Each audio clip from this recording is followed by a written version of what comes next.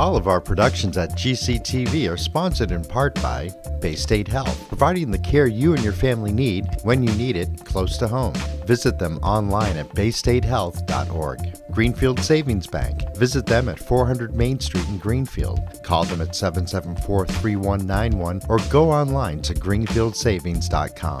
Greenfield Community College, providing access and excellence in higher education in the Pioneer Valley. Visit them at gcc.mass.edu. The Hammond Family. The Hammond family are longtime supporters of Greenfield Community Television. New Fortune Chinese Restaurant on the Mohawk Trail in Greenfield. Visit them online at newfortunema.com. Call them at 772-0838 and check them out on Facebook.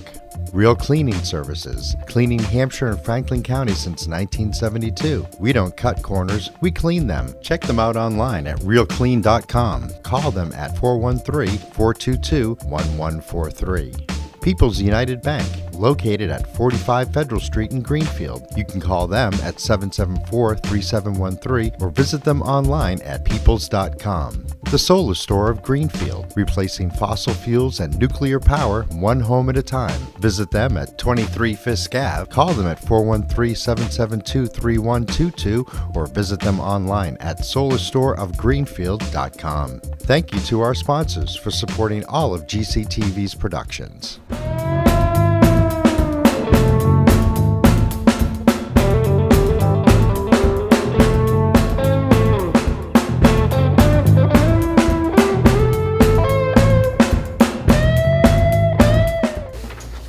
Calling it to order, 6:02.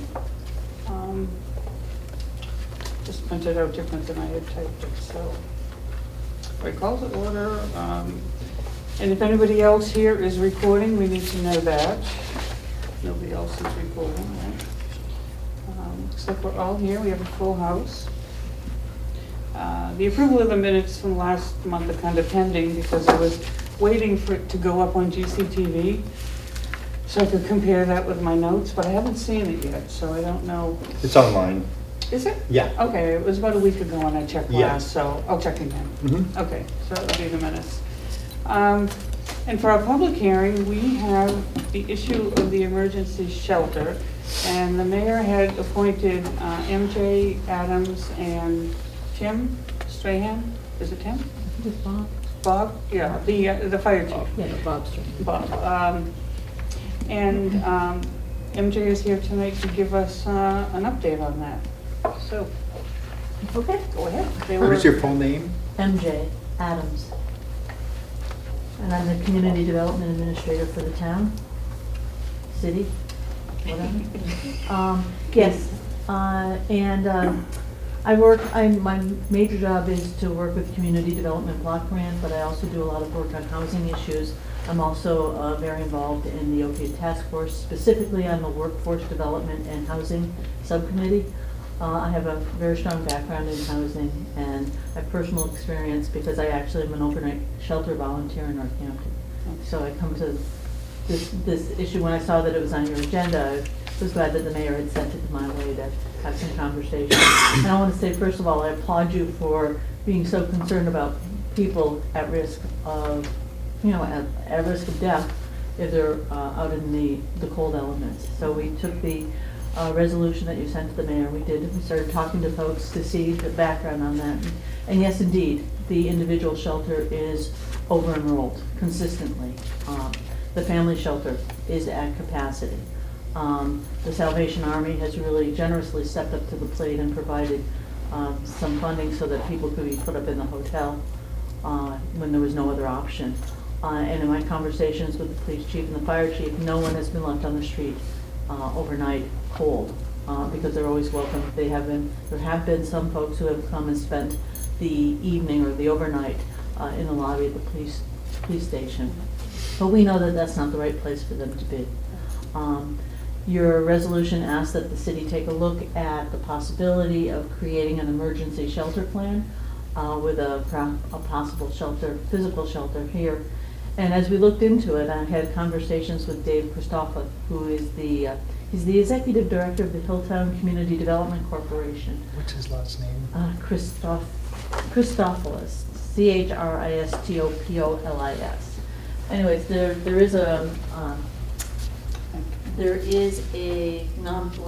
a consortium of care, continuum of care, I'm sorry.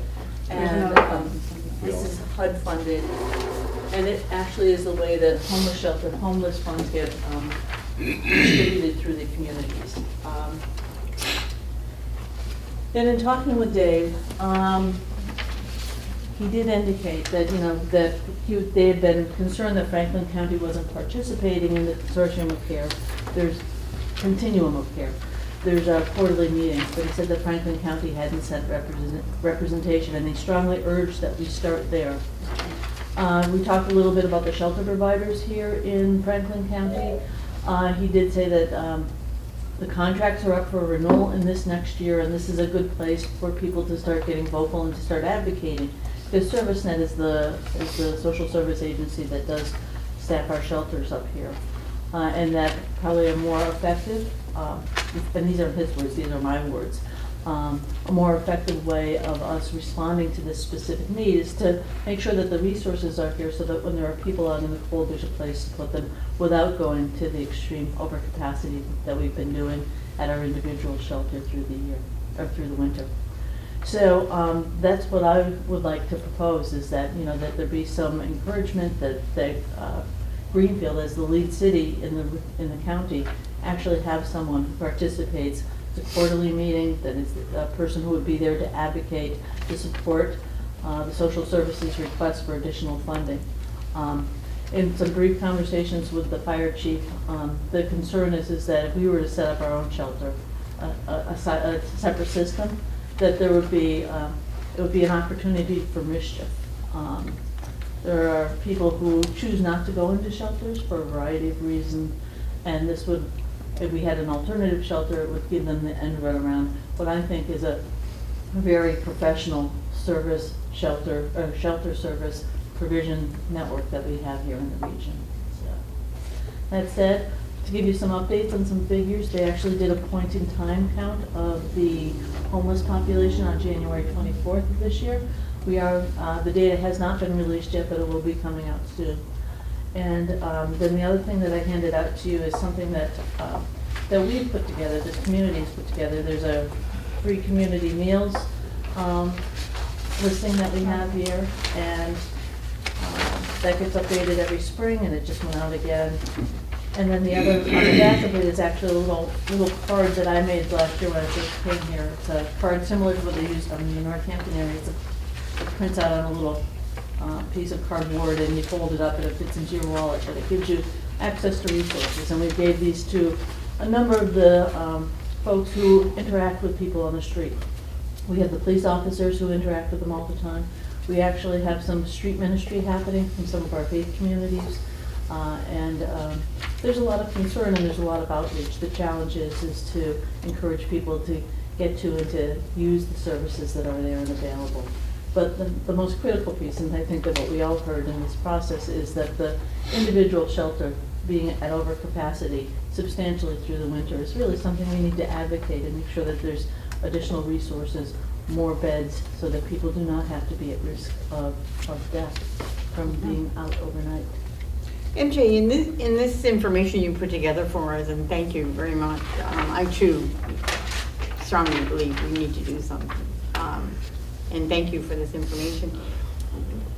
My mind immediately went to an existing building, for example, the Armory that stands there. And its availability and how you would staff that as an emergency, and I immediately start thinking, we've got people, we've got American Red Cross, we've got other people, we've got, when we call in our troops, if indeed these are the situations, and that was the situation. Have you looked at that, or would you be able to look at that, or am I the grandiosity of something like that out of our realm?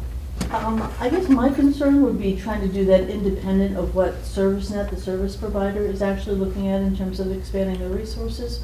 I would not want to do something that would be counter to their planning process. That's not what the resolution said, though. Our resolution said that the city would collaborate cooperatively with ServiceNet, along with a variety of other agencies, in seeking to formulate a citywide freeze plan and emergency winter shelter. So nobody is, that I'm aware of, nobody is saying that in fact, we do want to collaborate with ServiceNet if we had our druthers. And if I may, Lorraine, one or two questions. I also think that the 3-county continuum of care is a wonderful idea. And I think we should be a part of it. But I don't see why it has to be mutually exclusive with the idea of a citywide freeze plan policy and an emergency winter shelter, only under exigent circumstances, okay? I agree, personally, that we need more beds through ServiceNet and other social service agencies, and I am guessing that this commission would have no problem advocating for such in Boston or in Washington. That said, that brings me back to this coming winter.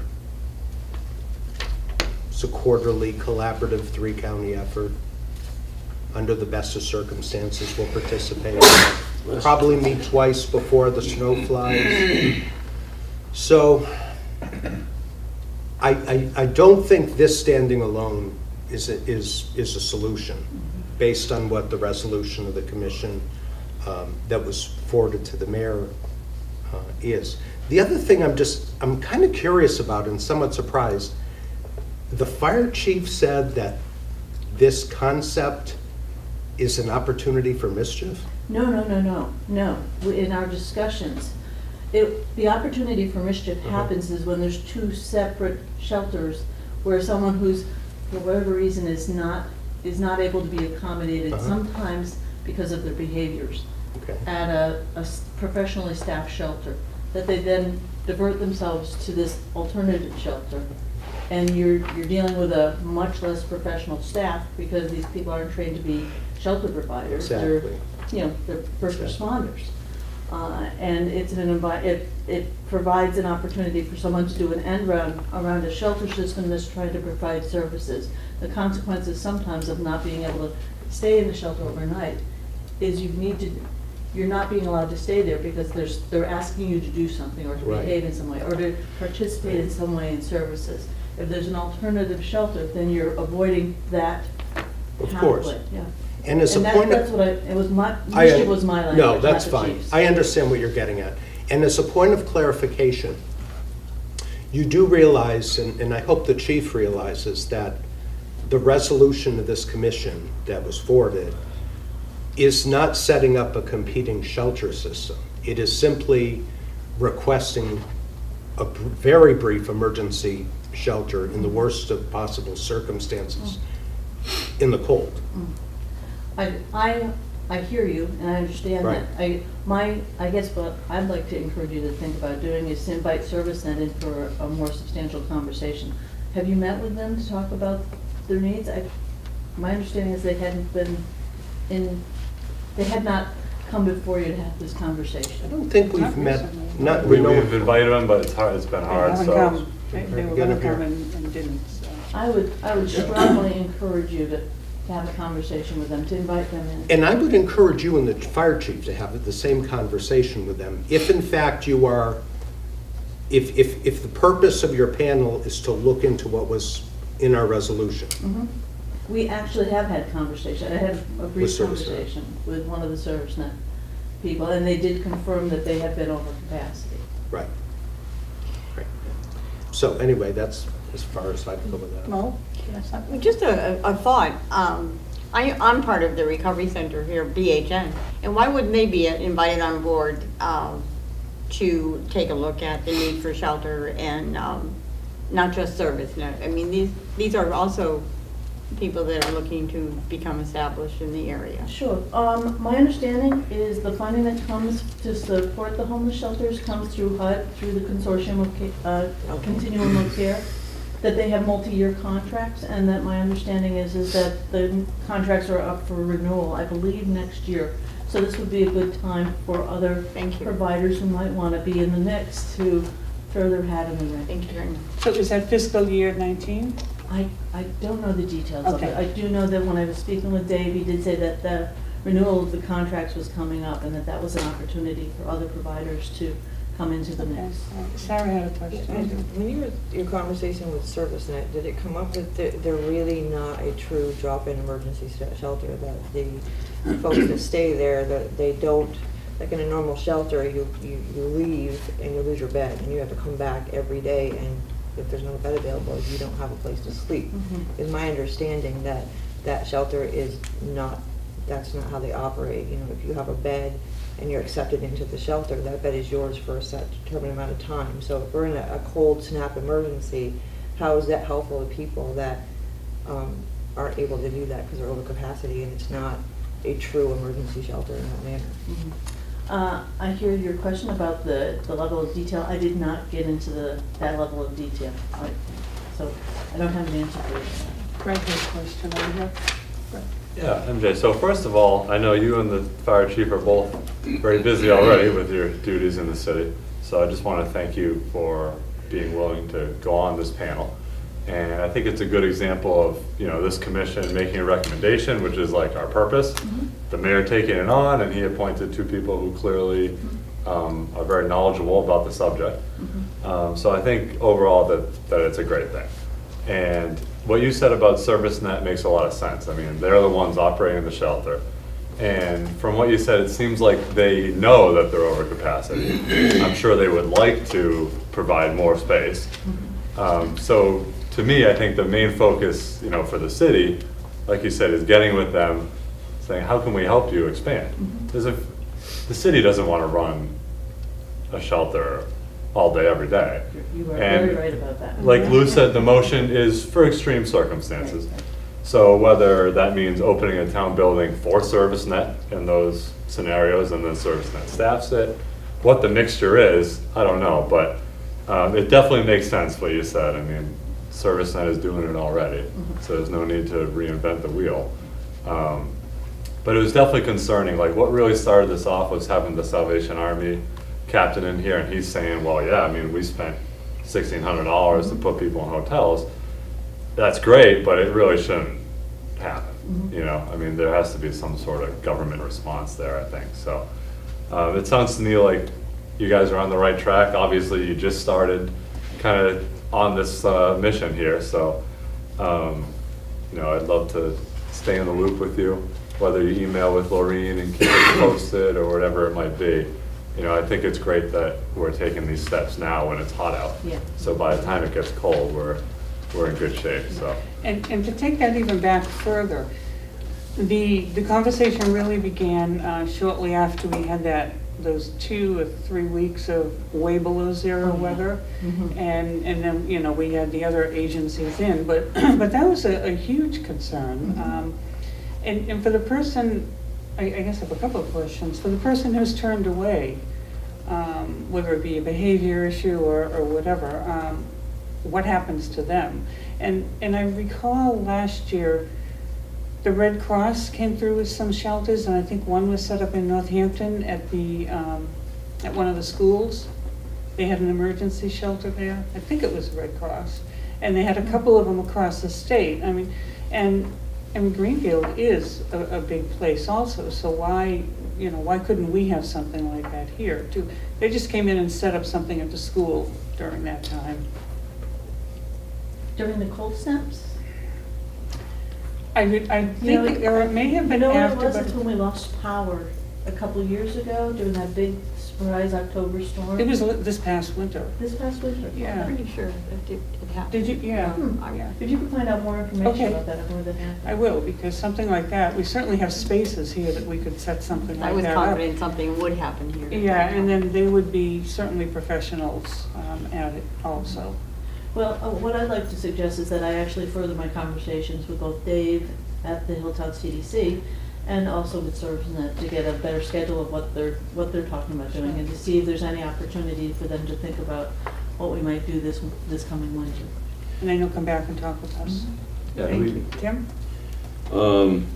Thank you. It's nice to see results coming forth from the fruit of our efforts. And I have a few questions.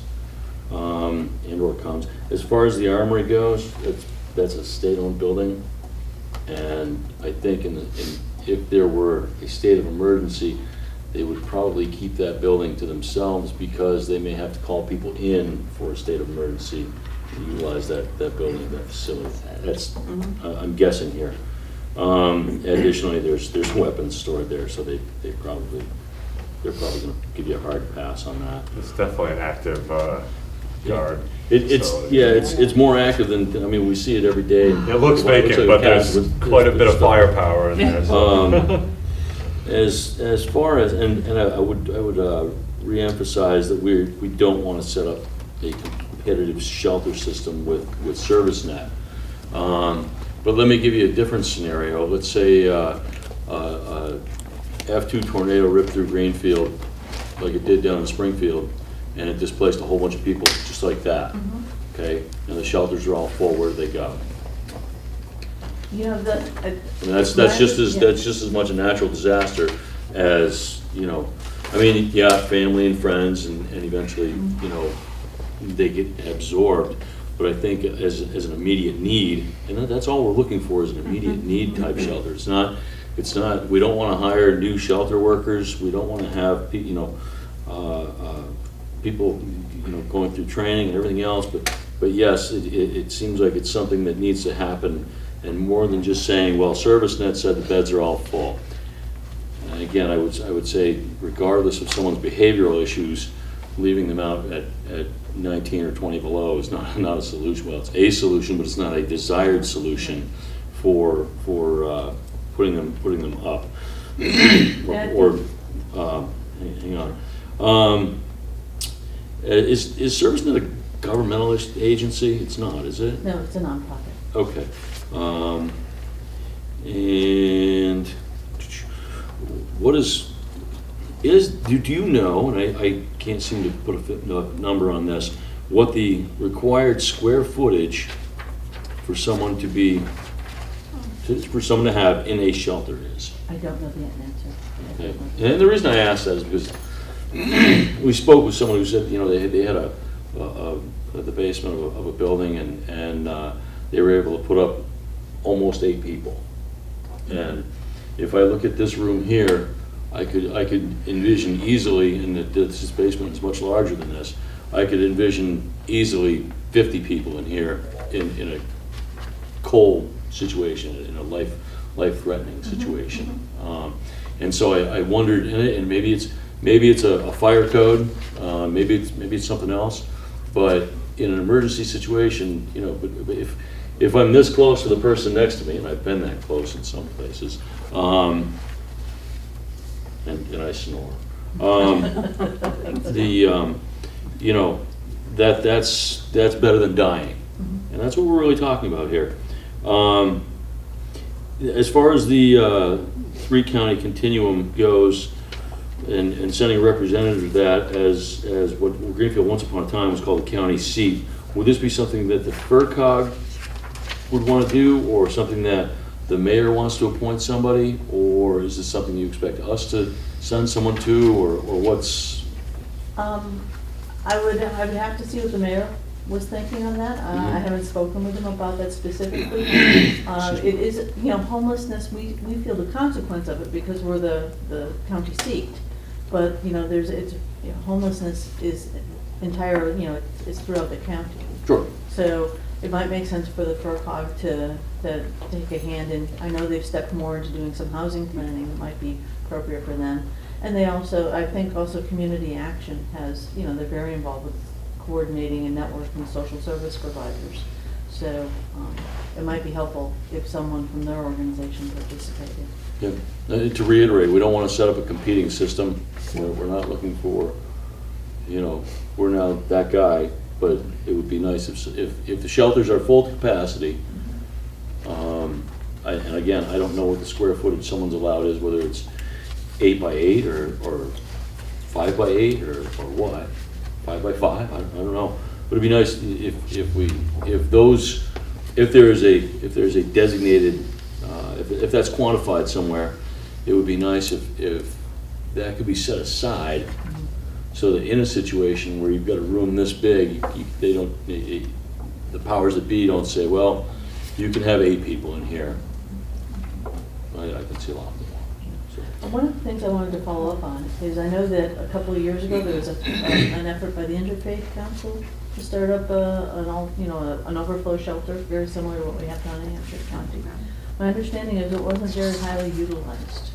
And it might have just been that time that, they weren't bursting at the seams at the individual shelters, so they were able to accommodate it there. But I think people were surprised that it was not utilized as they expected it might be. Tim, I want to touch on something that Tim said. This was part of our beginning conversation too, is in case of an emergency, whether it be, a tornado or something else, what is the plan in place for that? Whether it be, a snowstorm or a huge snow. I remember the blizzard of '78, so, and I lived in Boston at the time, so.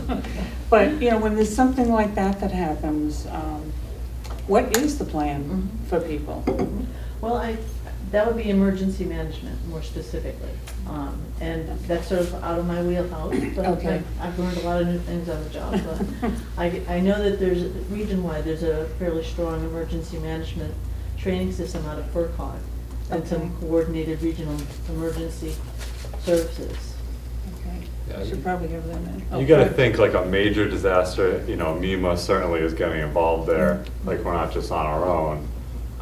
But I just wanted to steer it back. I know you came in to kind of give us the initial update, and we're 20 questioning you here, but, I think you got a good idea of like, from what Tim said and Lou, like what our goal was with the resolution. Like, it seems to me we're on the same page. We're just starting out. So, like Tim said, it's not a competing thing or anything like that. For me, it's more of an assessment right now. I mean, you and the chief are kind of trying to figure out, it seems, where are we at? How many people are really, they did that count recently, so that's helpful. How many people are we talking about here that are, that we're in overflow for? And it's definitely a valid question. I mean, the motion we sent, we tried to be very specific with it, because obviously this is an issue that has so many different, branches to it. The underlying causes of it. You could get into it and talk all day about it. But for us, it's very specific. When it's 0 degrees outside, what's the city gonna do to make sure that no one's out there? So it's a pretty singular focus, I think, in my mind. If we can figure that out, then we can start to talk. We had community action in here, and that was a great conversation. How can we, after we take care of the emergency part of it, how can we start to move forward on preventing it in general? Well, ultimately, we're not, our commission here is not a nonprofit, and we don't have any, any stake in that. But we're the Human Rights Commission, and that's really our focus, to make sure that people's rights are taken care of, and that they are taken care of too, so that they have shelter and they're protected from the elements, especially the ones who can't protect themselves. So that's I think, for me anyway, that's the heart of where I'm coming from, to make sure that's addressed also. Well, what I can commit to you is I'll do a follow-up with ServiceNet and see, and also with Dave Christopoulos up at the Hilltown CDC, and see what we can do. I think that the initial stance, number one, is first to advocate for more resources, and secondly, to make sure that there's an emergency plan in place for next winter.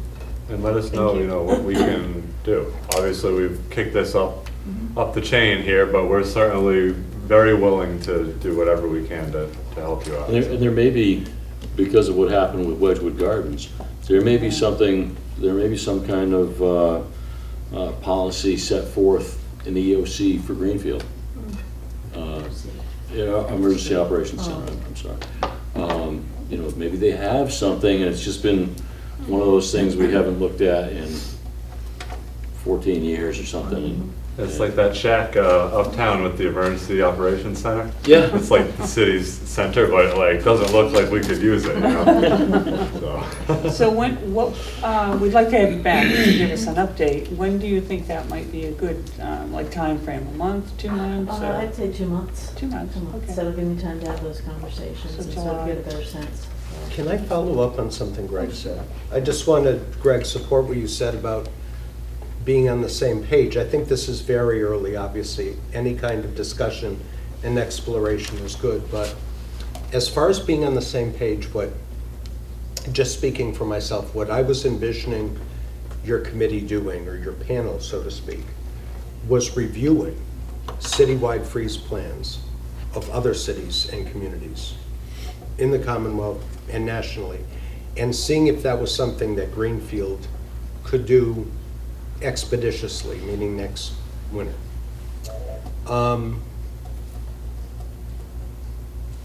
And when I say that advocating for more funding and beds for ServiceNet and other agencies is not mutually exclusive, I really don't see it as mutually exclusive. But I'm hoping that when you speak to Mr. Christopoulos and the fire chief and ServiceNet, that is part of your research and discussion, right? Yeah, I think that it's not just expanding existing capacity because we're at overcapacity, but what's the contingency plan? Right. Then other communities, I don't even think we have to send outside of Massachusetts, just locally. What do other communities Right. do in this situation? Am I Oh. clear on your question? Yeah, you did, and I have one quick follow-up as well, because we have you here. Jane Sanders, I think we asked her what we need, and you would be uniquely situated to know in terms of housing. She said, I believe, we could use a lot more SROs, single residency occupancy. I just wanted to get your opinion on that, and also smaller homes that I think Greenfield is working on in the moment, which I think is great. And right down the alley of where we may be going with this. What's your opinion on that? I do think that we do need more SROs. What I frequently run into is landlords who buy a house and share rooms with others, and then it comes to difficult living situations sometimes that then ends up at the Board of Health. So I think that to be able to have many more, significantly more SROs and the services that are there to support people who live in SROs is critically important.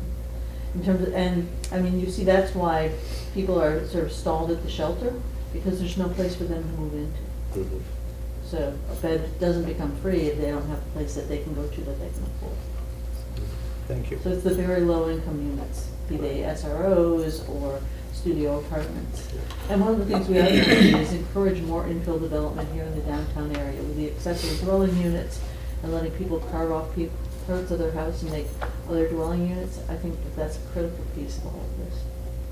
Thank you. Thank you. Any more questions from anyone? Well, that just reminded me, so do you think the housing authority is someone to contact as well? Or is that more done in the planning office as far as pushing for SROs and such?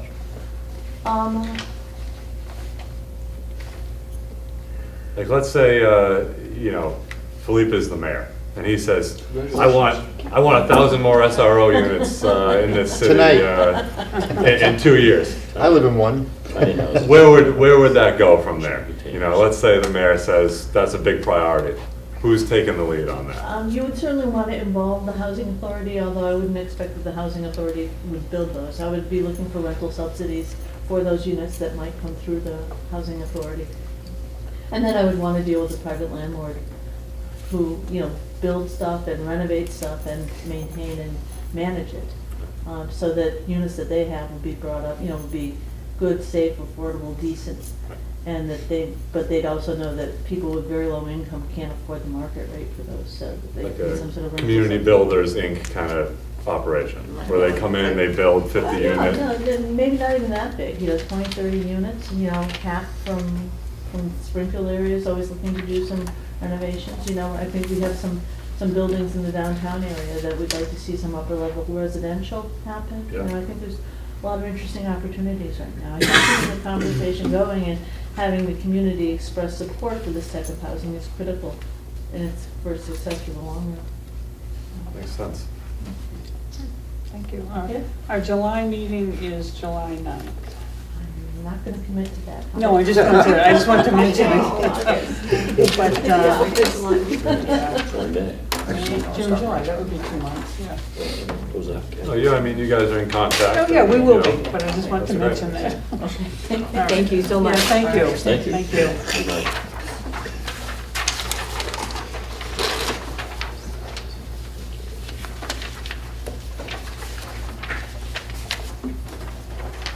So do we have any, further discussion about that? Does anybody want to make a motion or anything we should be alerting the mayor to or?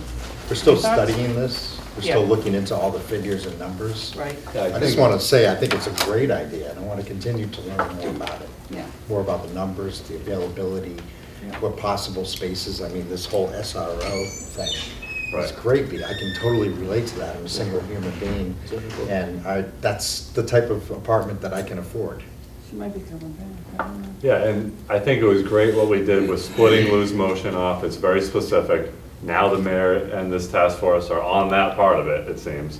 So I would love to see our conversation shift now to like more what we talked about with community action, the SROs, the root causes, what more can the city do to promote, viable employment, people to be able to live here as a single person, get Sounds familiar. a studio apartment, I mean, the things that larger cities have done. Absolutely. Now we're becoming a larger city. Exactly. We're not behind the times, we just are growing, and we need to do it now. So I think, I'm really encouraged by the mayor doing that so quickly and putting a task force together, so. Great. I think too, the other huge piece is, what do we do in an emergency and contacting, the That's a emergency. human. That was Yeah. sort of the key part of how we started all of this. And I'd like to know that, you mentioned a tornado, I mean, that could happen anywhere, or, Right. anything could happen. So it would be nice to know what's in place. And It'd of be course nice it to would- know I wasn't gonna get shipped out to, Athol or Ware or something like that, but, it'd be nice if I could stay. You're going to Brockton. Sorry, great. I'm gonna get to work. Andover. Right. And it was nice. But, also, there may be something more in place for veterans also. Well, I thought that was good. She'll come back in a couple of months. So no further discussion on that one? The more we're cooperative, I think the better, and that's like, you're all about that. And I think that this is an example of that bearing fruit. The way that we approached it, we were very, methodical about it, and we didn't just, throw darts into the air. It was very specific, and, we put the request out there, we didn't tell anybody, like, this is what the Human Rights Commission thinks you must do. No. I think it works a lot better when we do what we've been doing. And we say, we've done a lot of research, we've had public forums, this is what we think you should look into. Well, thank And you. here they are looking into it. Yeah, so. and I think from the human rights perspective also, I do believe that as a Human Rights Commission, we're charged with looking after people's, human rights and making sure they're taken care of, or issues are addressed, especially the ones who can't do it themselves. As I believe I mentioned several months ago, it is tantamount to do so in a community that has very traditional roots, traditional lifestyle, and which is changing rapidly, which is a city that's growing. There is gentrification going on. It's not a negative thing, but this is our opportunity as a Human Rights Commission to represent some of the concerns that our citizens in our town have about this process.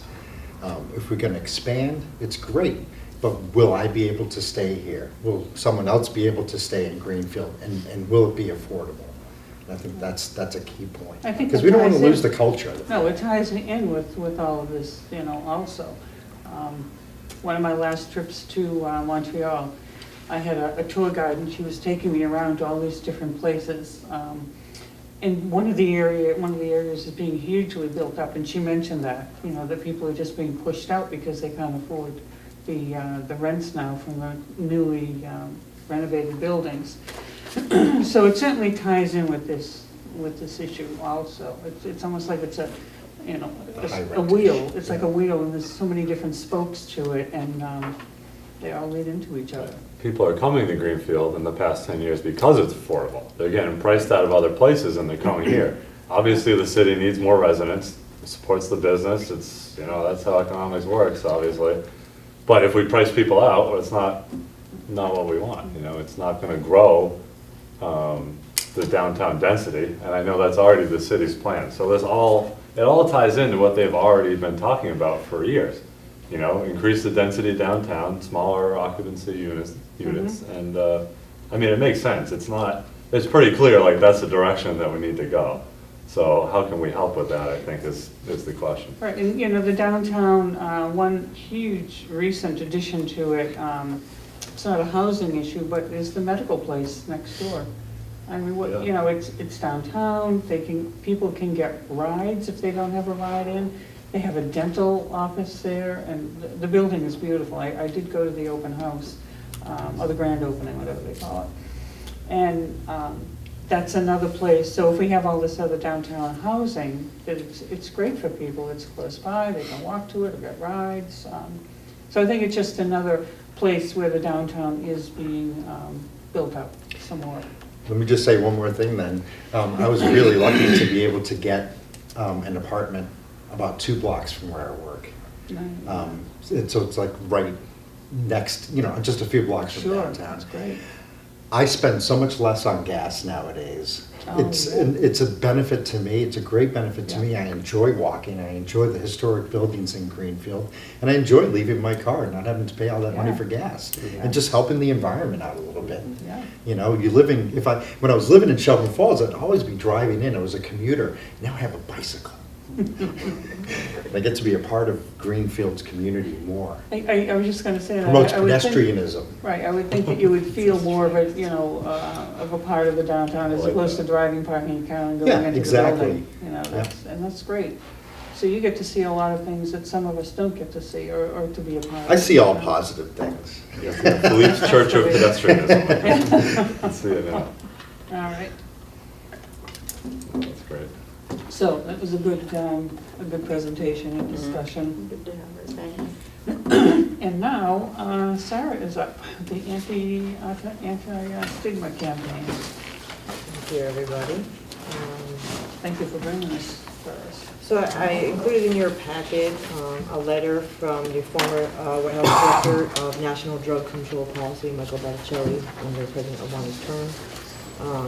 The conversation regarding language actually started long before 2017.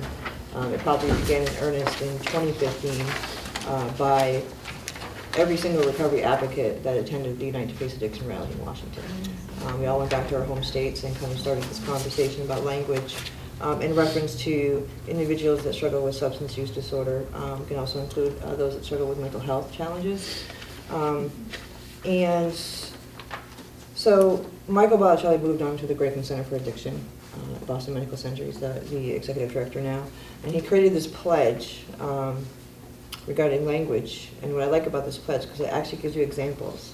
Because we in recovery know that you don't know what you don't know, and you may not be aware that, you know, addressing someone as an addict is actually stigmatizing. Unless you're in a 12-step meeting and you're a person identifying as being a person, I am an addict, then it's stigmatizing.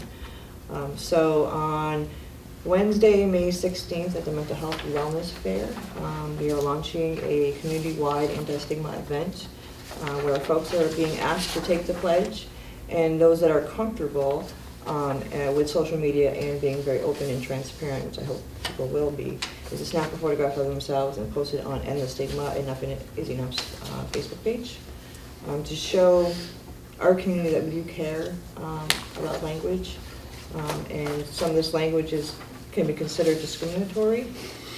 Even with substance use disorder and in recovery, actually covered under the ADA, they're protected. So, and it's about being helpful and not hurtful with our words. And so those of us in recovery decided to open the door and kind of show the way about, you know, what language is okay to start a conversation. So on Wednesday, this will be launched on the page. It's been sent to all 10 governments. The Wellness Center is on board, the new Wellness Center. Different spheres of our community are going to be participating. And I just think it's going to start a really wonderful, open conversation. Where is it going to be? At the Mental Health and Wellness Fair at Energy Park Oh, okay. this Wednesday, but the online component that's when it launches, Okay. and it's an energy indefinitely. class. Yeah. So there's two components, Oh, yeah. so the actual live event and then the online component. Awesome. Thank you. I think I'd like to, oh, were you going to say more? Sorry. No, I'm open up for questions. I'd like to hear what Mo would have to say, because Mo works daily in this. Great idea. Mo's on board. Great. Mo's on board, I'm on board.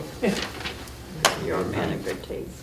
Yes. That's all I have. Yeah, no, this is, I definitely, the pledge is very like to the point, makes a lot of sense.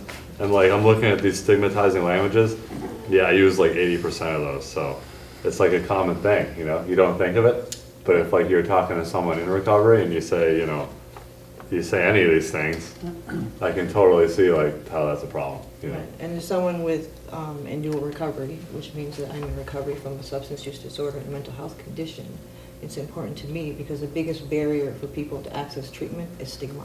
Yeah. You know, being afraid of whatever system or structure or person is going to say something that makes you not want to go and seek the help. And when people in active addiction don't seek help, the end result is often death. Right. And so this is just being helpful and moving forward in our this is recovery great. community. I'm surprised it's taken so long. I remember in the 90s when my community was hit really hard with AIDS, and the idea of all the negative language and judgment that you were going to receive from people kept a lot of folks from being tested.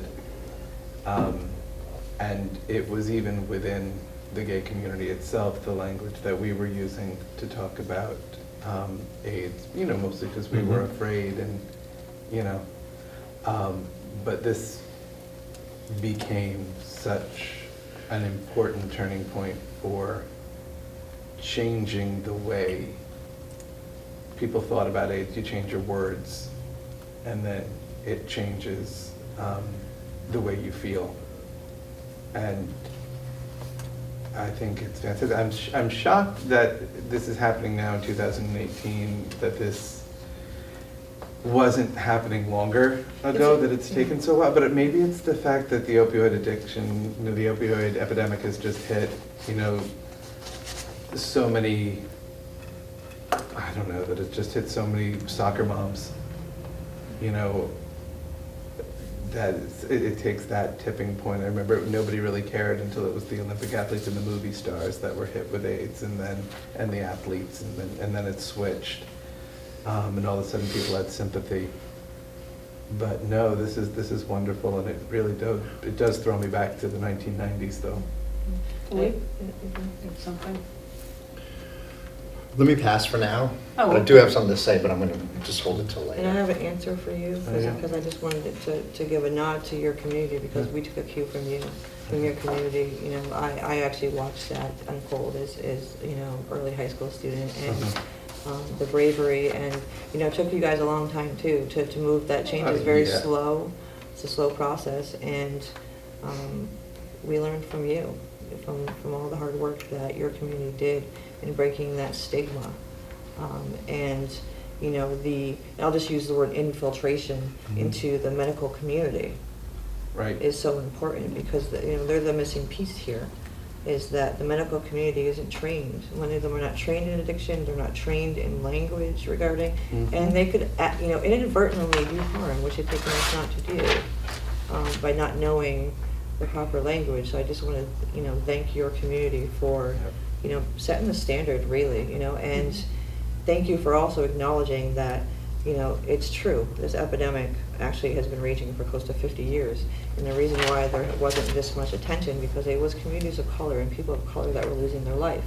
You know, and the only pathway out for people of color at that time, and probably to present day, was incarceration or death. That was their only pathway to recovery. There was no other choice for them. So I always like to just give that history lesson, because it's important not to forget that. Yeah, it hit the soccer mom, it hit the middle class, it hit, you know, the affluent communities. My family is an example of that. You know, I've lost 2 cousins to unintentional overdose. My cousin John was from a very affluent family. my cousin Corey was in and out of federal prison. You know, those are two very different people that were good human beings, but just they didn't have the same pathway or opportunities, but they still lost their life because of a lot of it had to do with stigma. Greg has a comment. Well, I just want to say this is like a perfect example of when people bring their own, like, I don't want to say specialties, but, you know, obviously you're very involved with this, like, that you bring it here and bring this topic up, I think is really important, you know. I mean, otherwise we probably wouldn't be talking about it. We would be talking about it, but not on this level, you know. So I think that's great, and, you know, you're bringing a lot to the table every month already, so. Now, if I sign this, are we turning these into you? Yes, I mean, you have two options. You could, you know, at the end of the meeting, if folks who want to take a photograph, maybe we can do a group one. Nobody's pressured, because I understand I meet people where they're at in their comfort levels. And then I will take them, and I'm thinking of doing some sort of installation, you know, because these are going to be coming from all over the place. And I want to display them, you know, in a very transparent way. But it was actually the recovery community that, you know, has, you know, my peers that have taught me that this is important to us. We talk about it all the time. We live it every day. And we're, you know, trying different methods to engage those that don't have lived experience so that we can include everyone to the table. One thing you said that I really just want to, because it ties into our mission here, is the education piece. I do remember feeling shamed when by medical professionals. I do remember feeling shamed by university staff and by teachers. You know, I remember all of those things when you went in to get an AIDS test, you know, whether it was at the student health center or whether, you know, when I was in college, and then later when I was, you know, going to regular health centers. Making sure that this language gets in the hands of teachers, making sure that this language gets in the hands of medical professionals. Nobody wants to hurt, and people do want to do and say the right things most of the time. But you don't know unless somebody tells you, and you don't think about it unless somebody puts it on your radar. And I think this is a great way of doing it, but how we can do it by putting it onto Facebook, I think it's great. You know, the more people see it on Facebook and the more it gets out there, that's such a great way of educating and spreading messages. We've also encouraged other communities to join in, and you know, there's a hashtag that's associated, 413 End the Stigma. I've encouraged other communities, because I'm tapped into other recovery communities, to join in and do their own hashtag. And you know, so to really make it grow. The school committee did receive copies of this, so did the mayor's office, the town council. We're going to be sending one off to the Board of Health. And I'll bring it up in Holyoke. Thank you. And you know, this issue, you spoke about the AIDS and this is recovery. I found the same thing working with people with disabilities. I used to just, I didn't call them people with disabilities. I would say they're people with different abilities. And they, people just didn't understand. I mean, years ago, we used to use the word retarded, and then I know the self-advocacy groups here through the ARC they wanted to change it. And they petitioned, I mean, groups across the state petitioned to change the name of a whole department, a state department. And they eventually did, because it used to be the Department of Mental Retardation. And they changed it to Department of Developmental Disabilities. So it's, you know, but people didn't understand back then what they were saying either, whether, you know, somebody who has a disability. And many times people will say, because I worked with, you know, a whole group of people, they'd say, well, what's wrong with her, or what's wrong with him, you know, what's the disability? It's like, they're just a person. You know, they're just a person, and accept them for that. So there's a lot of stigma, you know, across the board with many things, but I think I'm glad that you're bringing this forward now, because we need to learn it, and we need to you know, how to respect people better and have their human rights protected by language also, not only deeds but our language. So thank you, Sarah, for bringing that up. Great. Philippe. In this subject, I'd like to arm you guys with a little bit of science about stigma, and it is completely natural.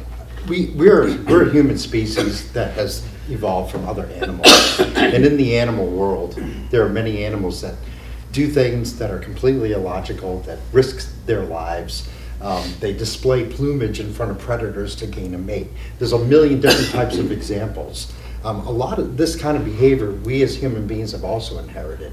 We are risk takers. We are death defiers. This is something that we do. If you tell a child or a person not to go someplace, they will probably immediately go there. If you tell someone to keep their shoes out of the mud, they're going to go step in the mud. You know, this is a part of who we are, and it's perfectly natural for people to do things like this. This is not this. When you're stigmatizing people, you're actually stigmatizing something that's a natural part of all of us. You know, and so I think like just understanding that kind of behavior gives us a little bit more room to like work with this, and to also really take it to heart, take it into our own ideology and personal beliefs about who we are as human beings and why exactly being a human being should not be stigmatizing others. Right. And I think too, you know, some of these words that would stigmatize, people who are not in that situation may not understand that it's offensive and that it's hurting that person. And so I think that when people have used these words, it's not always intentional to hurt them. It's like, that's just what we've always done, and we don't understand, we haven't understood rather, that it does stigmatize someone, and it's just a different way of looking at it, and it's a more humane way of looking at it, and a more respectful way of looking at it, which is necessary to even help that other person in their own recovery. You know, we don't want them to feel worse about themselves. We want to build them up so that they can recover. And I meant to add too, like an example would be one of the big things they do in other parts of the world. In New Guinea, they bungee jump. Okay, but everybody makes their own bungee. So you make sure that that's really, really strong. So what I'm saying here is that we have death-defying things. We have a death-defying nature. Yet it seems that there's only a few of those that have specific avenues that are protected by society. In other words, you know, I'm going to use the bungee jumping thing. This is like a test of adulthood or something. There's a whole community doing that. And there are safety things that come into play if someone gets hurt. So I'm like looking at this problem of flirting with death by using things that we know are bad for ourselves as being like that. And that I don't think it's not okay to do that. I just think that we need to have more mechanisms in our society to catch people. So if I said the bungee jumpers are crazy, is that a stigmatizing them? Well, the word crazy is actually stigmatizing Yeah. mental health. I wouldn't use it, but I certainly wouldn't get on a bungee jumping Yeah, thing. no, you're right though. And it's like, you know, if you look at the mechanics No, I of would say it, it's crazy they for make me their to make own. my own bungee cord and jump off that. Yeah, they make their own bungee Right. cord. So you know you're diving off with that. You're gonna make sure that your parents teach you the right way Yeah. and that you make it strong. So that kind of a philosophy in our culture would serve a lot of purposes, you know? Okay, so you wanna go out and endanger yourself? Go right ahead. When you're done, we'll catch you. I just have for further reading, this is just a snapshot of terms. There actually was created something called addiction-ARY, A-R-Y. It was created by Dr. Sarah Wakeman and Dr. John Kelly of Mass General after many interviews with people in recovery, and data was gathered. And what I like about this document, because it's a living document, is if you look at a term, and it has accepted terms in there too. If it's stigmatizing, you'll see stigma alert, and it tells you why it's stigmatizing. Because we know, and a lot of you have mentioned this, we don't expect people to know all of these terms, and they are evolving and changing. Like addict was used heavily, probably until 2015, you know. And I, as an individual in recovery, don't tell somebody who's in a 12-step meeting they can't identify like that, because that's how they identify. But if you don't have lived experience and you use that term, then it becomes stigmatizing. Because you're not in the rooms and it's a different context. So, you know, if folks wanted to, in the privacy of their own homes, just look at the document. I thought it was really well done. What's the name of the document? Addiction-ARY.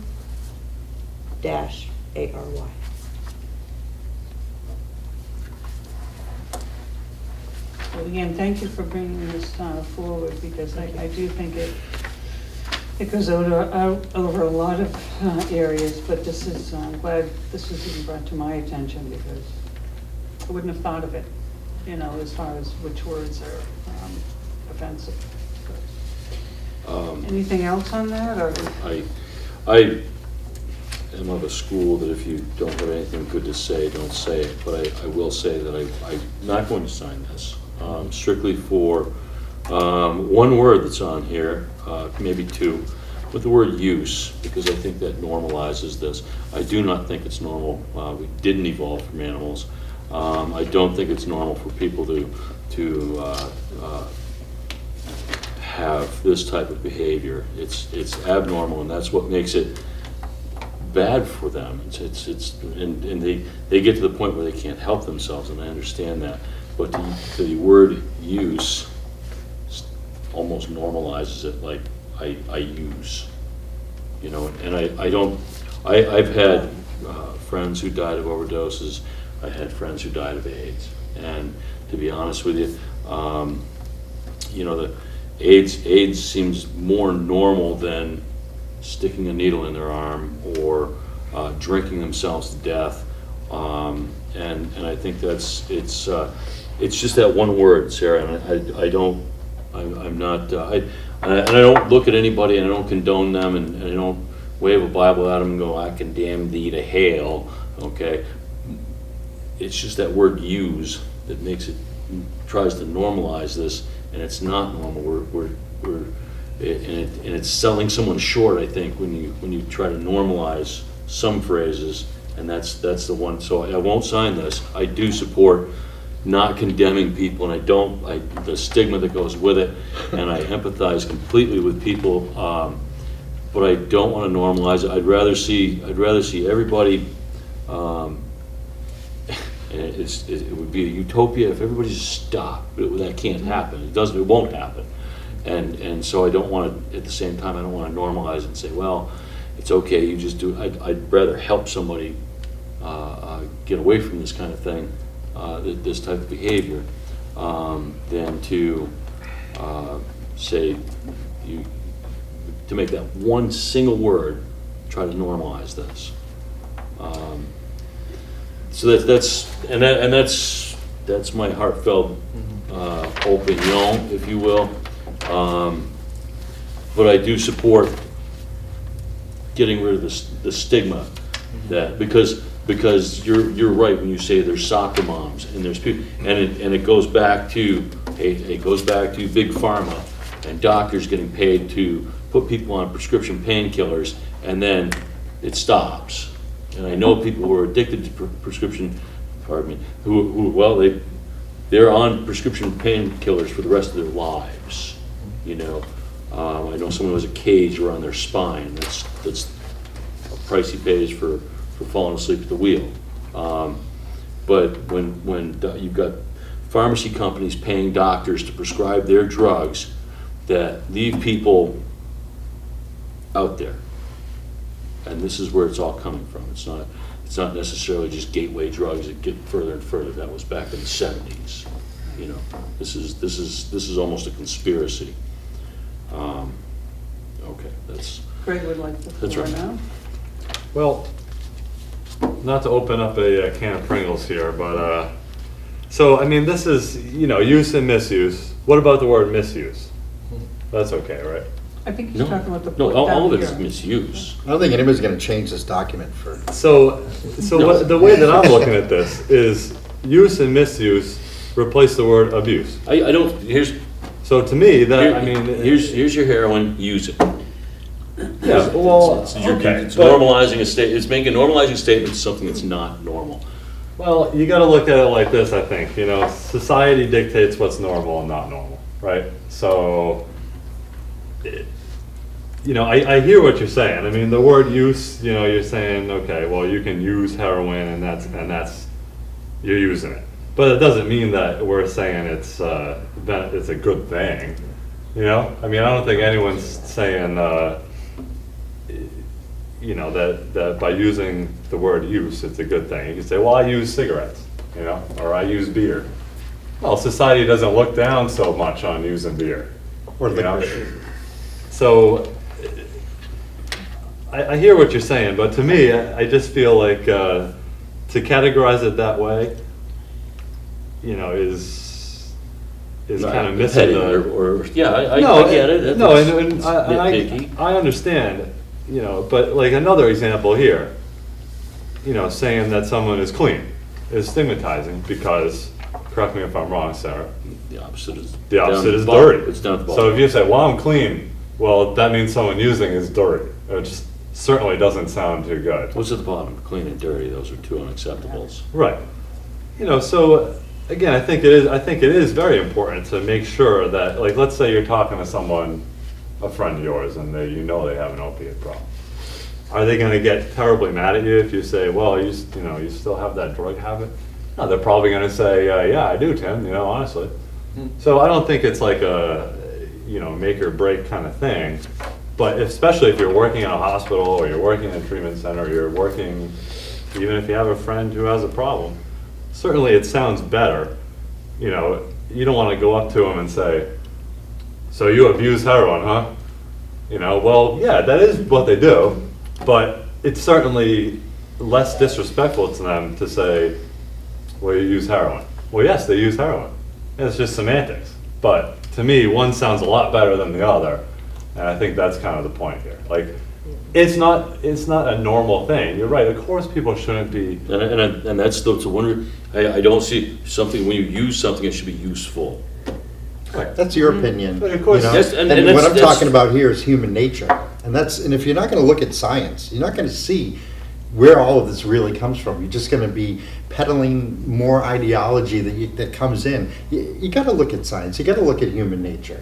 This stuff is natural for people to do. It's like the It's bottom natural for here. people to risk their lives. Addiction is a chronic illness, not a moral failing. I think all these words. And just pardon me to really just want to finish. What's the difference between sticking a needle in your arm or being sent without your consent to another country fully armed to be shot and maimed for the rest of your life? What's the difference? Why is that acceptable but the other thing not acceptable? That's, you know, I mean, this, I don't think we have to look I at think Sarah had her hand up for a Go while, ahead. so. I just want to Pringles cans, yeah. put it in context so we understand. The scope of this actually is beyond medical people. The intent is to have everyday people understand, you know. But the use and misuse, there isn't implied there any approval of said behavior. It's actually substance use or substance misuse instead of abuse, because abuse or abuser is used in many different contexts. And child abuser, it has a negative connotation to it, but nowhere is someone saying that this condoning behaviors. It's using language that is helpful and not hurtful to a person who may want to seek help for their addiction. You know, and if you use terms, and I respect your opinion, because sometimes people may not want to do this, and I understand that. You know, I meet people where they're at, but the context that you brought forth, that's not the context of this document. It doesn't anywhere say condone behavior. It says, you know, these are individuals that have substance use disorder anyway. Let's not be hurtful, and, you know, like I said earlier, because the impact of that often equals death. You know, and I'm not comfortable as a human being, you know, stepping out of any context, just being a human being, and looking at somebody, a friend, a family member who struggles with substance use disorder, and say, you know, hey junkie, how's it going? You know, or any other hurtful language, because, you know, that person can then lose hope and take their life. I don't want to be responsible for that.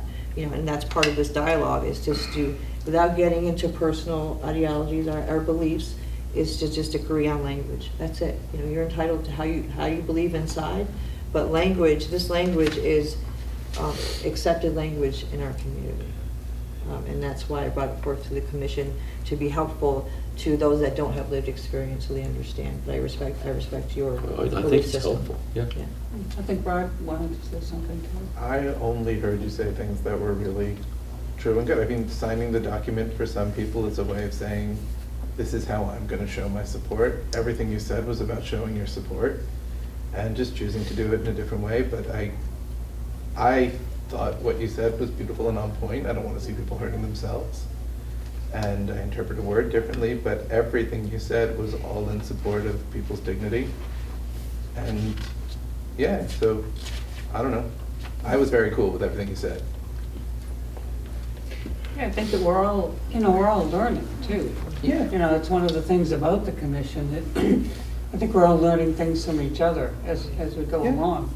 And that this is a subject that we will, excuse me, well, I'm sure we're gonna hear again, in the future as things go on. It would be great to hear how the event at Energy Park goes and. We'll be presenting to the town council Wednesday evening as well. Oh, I'm okay. asking them to sign the pledge. Okay. Great. Yeah, it definitely needs, attention out there, but I'm happy with what everybody says because we are all learning. And I've learned sometimes that things that I thought, my opinion at the end of it was changed because of what others said. Most And that's a definitely. good thing, we're all growing, so. Let me just ask one more question. Let me see if I can sell you on this. Just one? This one. So forget about the words, because I hear what you're saying on that. But what about the actual pledge itself? Because this, I think, is like spot on, especially addiction as a chronic illness, not a moral failing, which is scientifically and medically true. I don't think there's any debate, like, plenty of very good people end up in a tough spot with substances, no question. So for me, like, I'm kind of ignoring this part, because like I said, I definitely use some of these words. I'm gonna try And not that's- to. Now that I have this list, there's no question I use the words. Sure. But this part down here, really, that means a lot to me. This, I think, is spot on. So I should take a picture this way? Yes, Yes, you can. exactly. Sign it and pass it in. Very good. We meet people where they're at in my community, so I'd like to meet you where you're at. That makes sense, and that's probably an objection For that, debate. Intelligent people think differently sometimes, and they see things differently, and they bring different lived experiences to Right. things, that's definitely And a, some people don't like letting other people choose their words and signing other people's words. There's always room for debate, It'd be very boring if we were all the same. Yeah. Really. So anything else on that? Thank the commission. I think it's a good idea. Okay. All right, so, Mo brought it to my attention that the Pride Parade is going to be the end of June. I checked it out, and it is June 23rd from 1 to 4. Do you want to speak on that, Mo, or? I really think we should be there. And it's a Saturday. Anyone available? Do you Yeah. think we can put something together? We've got that wonderful banner. Yeah, we did. We had a great Is it? experience last Yeah. year. Let's do it Well, I again. told her to keep it here, Okay. because we have a new agent. Yep. Make sure it's here. I would love to see us there. Now, I'm working, Uh-huh. but I'm Yes. gonna try to get somebody in there Try to to get be some. there. Well, Felipe And and I've Greg and got, Lou and I were there last year. It was great. I'm to talking do. about marching in the parade. Yeah, we marched carrying in the banner. parade last year, carrying the banner. Yeah. Okay. The four of us were there, we carried Okay. it. I And would we love to- shouted. a good event. I really All the think. way. And that it would was be fun. great. It was because it was the first one, and it was Greenfield. Hoping for some female commissioners, I might. Right. Where are our female commissioners? That was our chance. I really think we should be there, and my understanding is from people I've spoken to from the Pride Parade in Northampton, there's a lot of people traveling to this, and they really liked Greenfield's activities last year, and people are coming. Yay, thank you. Oh, that's great. Let's be there.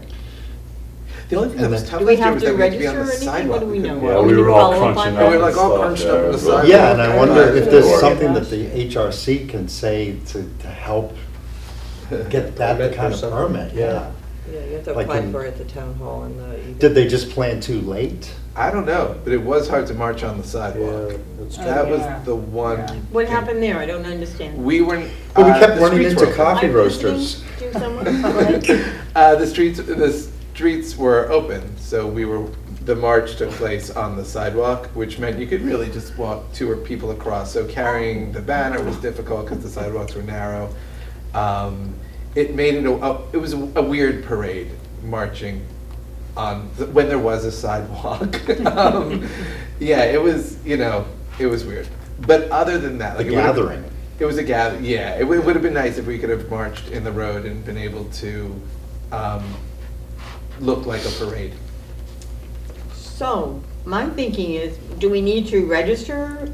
How do we need application to this, or? What's the organization that put it on last year? I don't know. Franklin County Pride. So, want me to, I'll do some I don't even know homework. whose parade. It it was a I Facebook just event, marked. so we should be able to Yeah. track them down. somehow. Yeah. Maybe they already got. maybe So they got Franklin County permits. Pride, yeah, and actually I think I know who organizes that. Oh, okay. We might have That'd be already gotten great. a permit for. Because that was the only thing I would say that they should do different is, you know. So we had the banner going vertical down the side. Yeah, we were. Oh, every driving sign. We Yeah. tried. We There you go, right, there you go, elevation, we need a, that's. But there was a fine. huge turnout, I was despite, you know, surprised, yeah. there was a huge turnout, and Energy Park was packed. And they had Great. great speakers Perfect. and music. And the energy was really positive, and it was Okay. definitely all age inclusive, and it was So really. do we CCTV need to do filmed it. something Yeah. before our next meeting? think or so. We need to get names of people that, so our June meeting, should we firm things up, so Sure. to speak? I mean, get the names of people and Just- get it together. We meet up, and Be then great. we unroll the thing, and then we walk. And they usually meet at the middle school. Yeah. Is that where they have fun? Middle All right, so school we'll parking need lot. to find out those Yeah. things. And I'm gonna Let's be see what I away can find either out. that weekend or the following weekend. I don't know which one yet, but I'll know by then. Great. No female counselors. That's great. Thank you. Commissioners. Yeah. I just want to say, Oh. I'm not available for the parade because I'm actually in the parade, so. Oh, okay. Whoa, So you're gonna be there. I'm participating in the parade with another group, so I With can't. another Run group? back and Good. forth. Another group, Sarah? Yeah, I know. What's that? Thanks a Yeah, lot, that's a Sarah. clone. Prior commitments. Right down the river. Wow. Tim is upset right We know what your loyalty is. The other group. I encourage everybody Well, see, to that- watch Smash the Patriot, that's a little section of the parade. That's all I'll say. Well, then put it in front of us. What's it called? Smash the Patriot. Smash the patriarchy. Sorry. Who's defecting over there? You guys need any more people in that group? So any more thoughts on that? We'll, check on it for next month and I'll know if I'm gonna be around or not. I guess we're set. Okay, the next thing was a request by Greg to put on the police body cams issue again. So you're up, Greg. So we got a big update here, a good update. A good idea. So, Shut the front door. Yep, yep. So in the budget, there is money for cruiser cameras. They're doing the cruiser camera. So it's Good. it seems like it's about as set in stone as it could be. So that's why we're not teaching the kids, right? Because what was the school budget was like nothing. Oh, yeah. Yeah, we had to cut that back a little bit. Yeah, I got no special ed, we're getting cruiser cam. But okay, I'm good with it. Anyway, so we got the cruiser cams there. Definitely costs some money, but it looks like the town council committed to that. And they also were discussing the body cameras, and they said that it's maybe gonna be a next year thing, but that's the direction they wanna move in. Oh. It seems like they've taken that issue on, which is great. It's been, they're engaging with it. So the cruiser cam is a start. I mean, you gotta still park the cruiser in the right way, but what are you gonna do, and I was very happy to see that they were discussing the body cameras, and it seems like they would like to do that next year. So I think perhaps a letter of support, since we've sent so many letters of request to the town council and the mayor, and just say, hey, we're very pleased to see that the cruiser cameras were in the budget, but please don't lose sight of the body cameras. We're just a positive message of some sort. Do we know how much they allocated in the budget for dash cams? I want to say it was in the neighborhood of 20 grand. How many cruisers do we have in Greenfield? It seemed like a lot, but I don't know if that was the exact amount. It seems like I could go to BJ's and buy one for 14 $99 bucks with an $14, SD card, huh? another 50, so 150 bucks a piece. Data Just saying. storage too. Yeah, so No, I no, you just can- thought sending something consistent. along that just lets them know that we're still watching and that we do appreciate when they do things, rather than we just ask and ask and ask and then they do it and we're like silence, Agree. So. Can I ask Good you a job. question? Mhm. Yeah. Did you see that discussion? I'm just curious. No, I saw it in the recording. Yeah, I missed it too, and I tell you why I asked. What I read in that piece was that the body cam part was an amendment to the budget. I was trying to understand it. How do you do an amendment to a fiscal year budget? But it was sort of and after we do dash cams, we want to revisit the issue of body cams. That'll be next. So I think you're correct.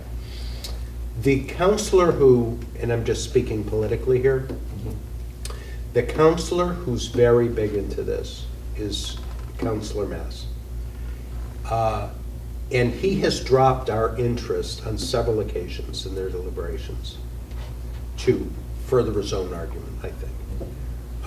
So I'm just curious whether it was your feeling that he has sort of won over maybe the support of the majority of the council. That's really good news. I would That's say big they're for being this won town. over. Yeah, News, yeah. good, I'm glad to hear it. Again, it would seem like you don't need the dash cam if you have the body cam, but I'm not the expert on that. I mean, it seems like they did consult with the chief and like this was the way they wanted to move forward, so, you know, I'm not gonna nitpick. I think that's definitely a good step I forward. agree. if And I he's- agree with the letter. Yeah, and especially if Counselor Mass is really involved in this, I would definitely like to reach out to him and, you know, thank him for bringing it up. Well, Thank you. I can would draft- expect I can Greg write some drafts a sort of- letter yeah. Thanking, I guess, the mayor for including it in the budget. We can send it to the mayor and then ask him to send it to the town council, or bring it to the town council. Yeah, they both, the council has an email to it, you can send it right over. And I think either, whatever we get, you know, the body cams or the dash cam, I think it's a good thing for both, for the citizens and for the police department. Absolutely. Certainly the dash cam you can get more information from that too, because you get a wide, you know, if the police car is here and the other car is there. Right, you get You the get what whole- happens, you yeah. get what happens. But I think it's a real positive step forward in protection of the citizens and the police department too. Right, I mean, it goes to show, like, we were never like pushy about it, we just kept on Yep. dropping the hint, like, hey, we wanna do this. Took a couple of years and now they did it on their own, You never so. know. I think we were pushing a little bit. Well, we maybe a little. Yeah, we were. Little But bit. it doesn't matter. It's working out. Yeah, so I was very That's glad to great see news, that, yeah. you know, I know, like, I can be the first to be like Joe critical and like, all that, so I certainly wanna point it out when I see a positive thing, you know. It's great. So I want to second Rod's motion. You wanted Greg to I say do. I want him to write a letter to the mayor that can be shared with the council, Yep. expressing our approval of this inclusion to the budget. Will do. it? And interest and thanks. We're following it in closely, that sort of deal. Yeah. Got it. Okay. Anything else on that? Do you need to second that, or is that? Oh, yes. It's second. Yeah, Lou second. Yeah, he made the motion, I That way it's in second. order. Any I must do it. discussion? Do we, Vote on it? Yeah, any discussion? Unless you want to further talk about discussion? it more. Okay. All right. send out a letter? All in favor? Aye. Aye. So I'll send that to Lorraine. No opposed? Okay. So, body cams are done, and actually, I had an email from Channel 22 today wanting to know what the discussion was gonna be on the body cams tonight, and I said, I'm not sure. I didn't know if, you know, if you were bringing more information to this, because it was, you know, your request. He asked for your phone number, which I didn't have it, but I gave him your email address, and I used to work at the car place. Yeah. Yeah, I told him where you work. They said, Philippe actually contacted me today. oh, okay. And I guess they found him. So, you know, I talked to him on the phone and Okay, I good. think that You Philippe. told me what to say. No, I didn't tell him anything like that. I figured we were on the same page, so. Yeah. I believe Philippe talked with them and we should have a spot on there, Okay, all right, good. whatever Philippe Yeah, said. I wasn't sure how the rest of it unfolded, because I Very, didn't know. very basic. Yeah, I said basically what we said here today. that's good. Protects the police, protects the citizens, and we've been working on this for a while. That's it. Sounds good to me. Yeah. So then the rest of it, I just wrote down some more things that were kind of a awareness month, which was National Mental Health Awareness Month, which is May. National Foster Care Month, which is another huge, great component of the things that are done in Greenfield too. I didn't know this before, but it's the Asian Pacific American Heritage Month. Wow. Yeah. And of course, Memorial Day is later this month, where we honor our fallen veterans. And that would be, any new business, or we, anybody have anything new? June is Hunger Awareness Month. Might be nice to. Hunger. Okay. Hunger. It's not an NRA. Hunter awareness. Hunger Awareness Month. Hunter Awareness is usually like November. Yeah, true. So maybe it would be nice to plan ahead for something, just a press release. That's a good idea. Yeah. Maybe we can get proactive on these months instead of going, Yeah. hey, you know what we missed? Right. But we missed the cold snap in January, and now we're being proactive, and hopefully we don't miss another cold snap. Right. You know, that's it. Anything, Molly? Yeah, I think so. I was really happy to see Sarah's resolution come forward. I think that's a really positive step. And I liked, that the two of you were talking about the history to the anti-stigma, and what happened in communities of color and, LGBT community with AIDS. Yeah, I think that's really important part of the history. And bravo to you in the recent publication. Molly had an article Yes. in, well done, and thank you for your service. Thank you, my pleasure. How did the film festival go this year? Oh, went very well. We had approximately 100 people. Wow. The film, I'm Not Your Negro, based on the unfinished James Baldwin manuscript. That film was the most popular, with Momadou facilitating that. And then we had Gloria Matlock was one of our discussion leaders from Racial Justice Rising. And then Strong Oak was the facilitator for the last film, Wind River. And we served supper to a lot of people with food from Stone Soup Cafe. So it was both, and the other thing we had, this was a new thing we had this year. We had allied organizations present. They had tables. So we had tables along the side. So we had Racial Justice Rising. We had Nolan Bika and NIA representatives all there with their literature. So the feeling was you see a film, you have discussion about the film, and then hopefully you want to take some action in relation to what you're seeing in the film. And so here are the organizations with the information. So, and the people in the organizations were really excited about it, and it just makes total sense. And it was really good festival. We had a lot of good volunteer help, and things really just kind of felt together, and people really worked well together. And I think it was a very successful festival. We had people we hadn't seen before, which I think is a good thing. Right. Yeah. Good, nice. Yeah, thank you for Great, asking. thank you. One other question for Molly, since you're here, and you're kind of our de facto education subcommittee leader. We've obviously all seen the budget happenings. Do you have any sort of update on, I don't know if you've been following, I know last year you were there a Yeah. lot.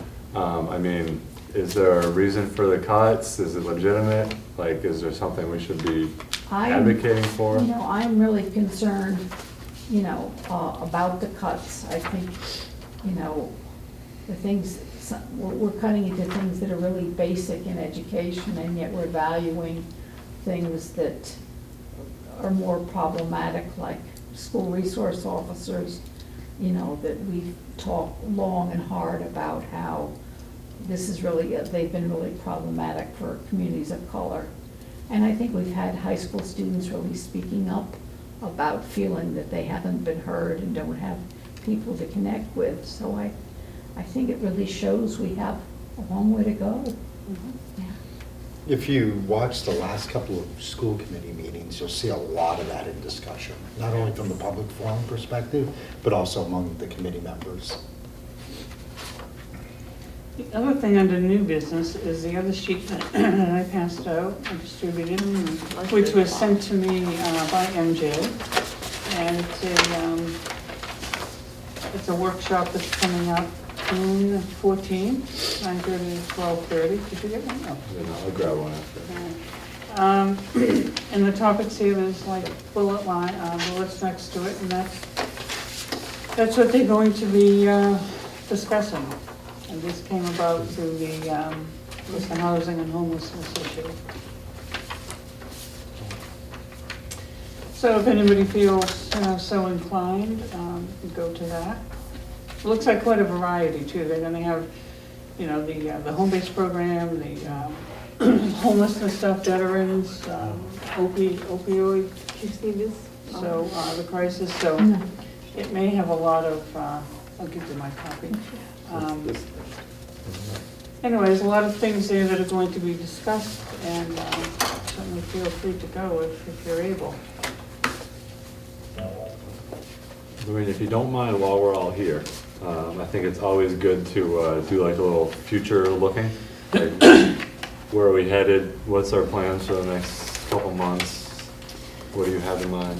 Yeah, and one of the reasons I always send out that request, if you have issues that either we do I have topics that you would, I don't think they can be solved here. Yeah. Or topics that you would like to be brought forward. And that's why I send that out. Certainly, MJ will come back in 2 months, hopefully. And we'll get an update from Sarah on the pledge. But are there other issues that, or other concerns or topics that people would like to look into for the month of June? Did you hear anything about that form on the website or other methods of us being contacted? Other than calling the mayor's office? No. Okay. I Because haven't. that, I think, like, it's been critical for a couple of years, but I think it's still critical. And I think that's why we don't, like, there's obviously human rights issues going on out there, but they're not making their way in here. So I think we're touching on a lot of them, but we're not getting, like, we used to get a lot of very specific, like, reports from people. Like a swastika was spray painted outside, like we. Yeah, exactly. Yeah. And it's like, it's disturbing that we don't hear about them, because it's not that there's nothing happening, Right. I like to think that. Yeah, there's nothing. so maybe that's the case, maybe that's the case, but, I interface with the town a lot in my job, so it wouldn't be that much out of the way for me to actually see where that process is. And to just sort of Okay. find out on one of my days that I'm going through town hall. Okay. I'll try to find out who we can talk to about that, but there's a web person there. All right, Sarah? That, done, thank you. Maybe a topic, maybe not for June, but I don't have a name because, sometimes it's just how information gets passed along. There was a young man of color that approached a friend of mine who knew of my appointment to this commission and wanted to bring in some capacity a conversation about supporting young black men entrepreneurs in this community. There really is no pathway. I'm trying to find him and encourage him to come in with some support. Because I think that's an important voice. I've had conversations with John from Greenfield Savings Bank, and their viewpoint of wanting to hire more people of color and not having applicants. So there's not a there's a pathway that's being missed. It's a good conversation to have. So I just I just need to Community clarify. Development Center, Wells Street. They Yeah. can get a hold of people up there, and they run entrepreneurship classes on how to Right. apply for loans, how to make a business plan, how to come up with all that stuff. It's one of What's it those- called? It's not a It's a- human yeah, rights. the Not the CDC. YES Yeah, the program? CDC. Is it John YES? Waite's organization. Sure. John Waite. It's Community Development Center. Oh, it's the Franklin County CDC? Yeah. Yeah, right up there on Wells And Street where they I make just need the a sample sodas. grammar question for Sarah. Across from my The place. young man of color, is that, wanted to start a conversation about, how did he term the entrepreneurs? young black entrepreneurs. Okay.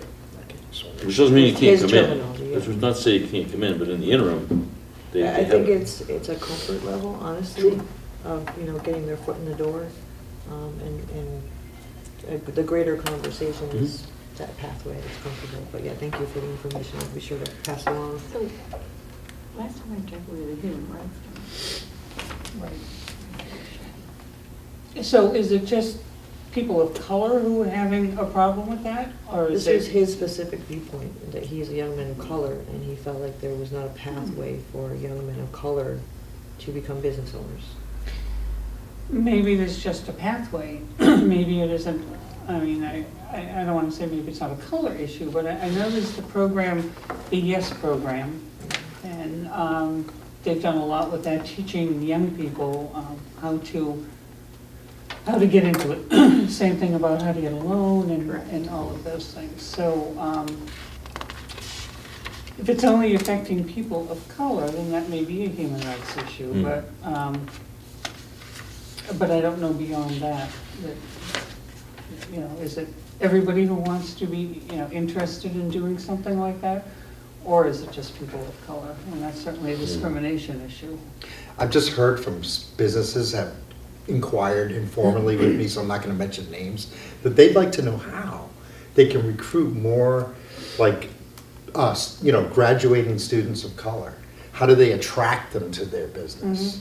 And so I think that they're having that, some businesses are having that problem. Maybe they need a career forum or something like that that brings those banks or those industries out into a big room in that area that's comfortable for people to talk to about their careers. And This is not just something that like people who are not familiar with the system, people who are even the most privileged people in society need that kind of help to like connect them with like an employer and a career path. And it's like job fairs and career forums, the more the better, because they really help a lot. Sure, and I think that's what Tim was saying, that that's all available at the career center. It is, but, Yeah. but of course, it's like finding the pearl in the oyster. You gotta get the oyster open first. and Exactly. I don't have a knife, and I don't even have an oyster, yeah. Many of our established educational institutions do that, you Yes. know, and they have departments that do that. So those are, GCC, not just for students in GCC. They do a lot of, you know, they have many connections. You might want to connect with the Urban Definitely League to right. find out how they do, you know, job fairs, because, I mean, they have a real track record working with communities of color. And, you know, I mean, John Waite, who's head of CDC, I mean, he goes to my church, so, I mean, I certainly would be happy to connect him to, you know, the individual you're talking about, Sarah. So any further discussion, or? No? So I guess that's it. I make a motion. I'll Concur? second it. All in favor? All Right.